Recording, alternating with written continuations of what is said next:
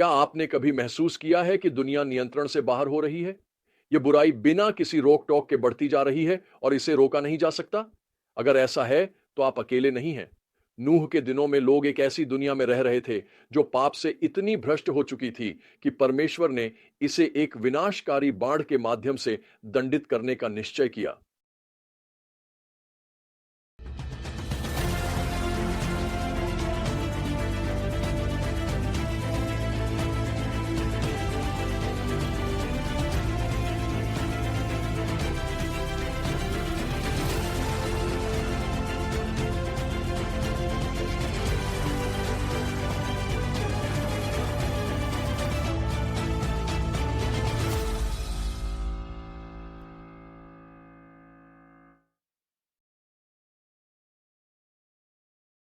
जब हम उत्पत्ति 6 और 7 में गहराई से देखते हैं, तो पता चलता है कि मानवता अविश्वसनीय रूप से दुष्ट हो चुकी थी।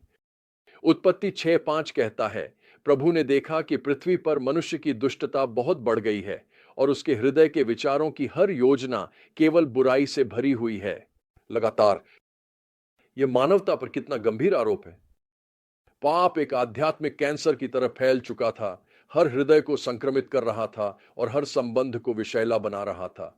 हिंसा ने पूरी पृथ्वी को भर दिया था, भ्रष्टाचार का राज्य था और यह परमेश्वर के हृदय को दुखी कर रहा था।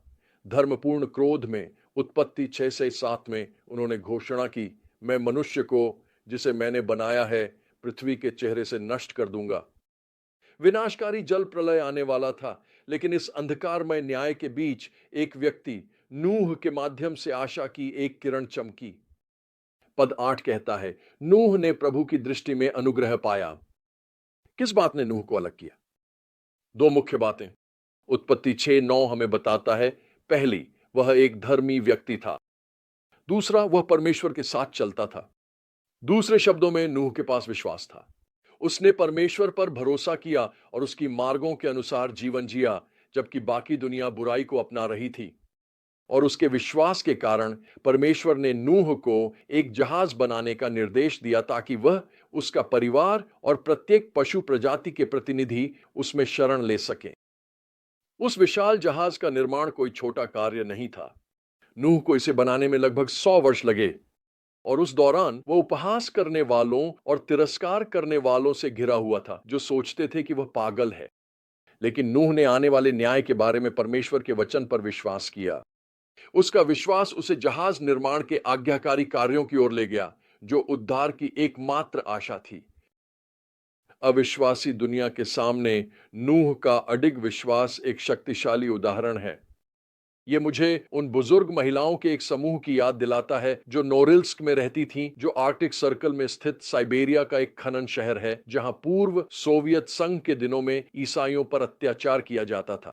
सभी बाधाओं के बावजूद इन विश्वास से भरी बाबुश्काओं या दादी नानियों ने खदान प्रबंधक से उनके लिए एक चर्च बनाने का अनुरोध किया। विश्वास के साथ उन्होंने कहा कि लगभग 200 लोग आएंगे। भले ही उनके समूह में केवल 7 लोग थे, जिसमें यूक्रेन की एक टीम, और जब चर्च का निर्माण पूरा हो गया तो मोल्दोवा के युवाओं की एक टीम ने नोरिल्स्क के स्टेडियम में मेरे प्रचार के लिए व्यवस्था की थी। शहर के अधिकांश लोग असामान्य रूप से अच्छे मौसम के कारण शहर छोड़ने की योजना बना रहे थे, लेकिन समर्पण दिवस पर परमेश्वर ने उस क्षेत्र में एक तूफान भेज दिया, जिससे शहर के लोग रुक गए और प्रचार सुनने लगे, बजाय इसके कि वे शहर छोड़कर चले जाते। चमत्कारिक रूप से पूरा स्टेडियम लोगों से भरा हुआ था और सभी ने अपना जीवन मसीह को समर्पित कर दिया, जिससे एक नया चर्च जन्मा। अगले दिन चर्च ने अपनी पहली प्रार्थना सभा आयोजित की। ये नए विश्वासियों से भरा हुआ था।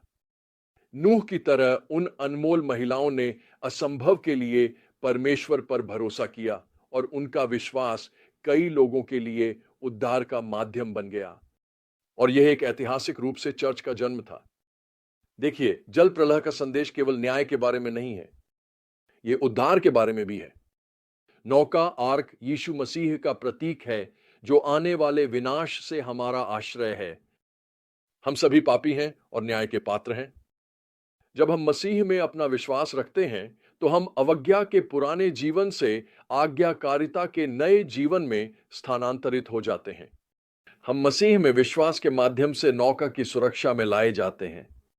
यह आपके लिए क्या मायने रखता है? पहली बात, हमें पाप की गंभीरता को समझना चाहिए। जल प्रलय का वृतांत हमें दिखाता है कि जब पाप को अनियंत्रित छोड़ दिया जाता है तो उसके विनाशकारी परिणाम होते हैं। हमें पाप और अपने जीवन से निपटने में सतर्क रहना चाहिए, नहीं तो यह हमें विनाश की ओर ले जाएगा। दूसरी बात, नूह की तरह हमें भी विश्वास के साथ जीना चाहिए, भले ही दुनिया और अधिक अंधकारमय होती जा रही हो।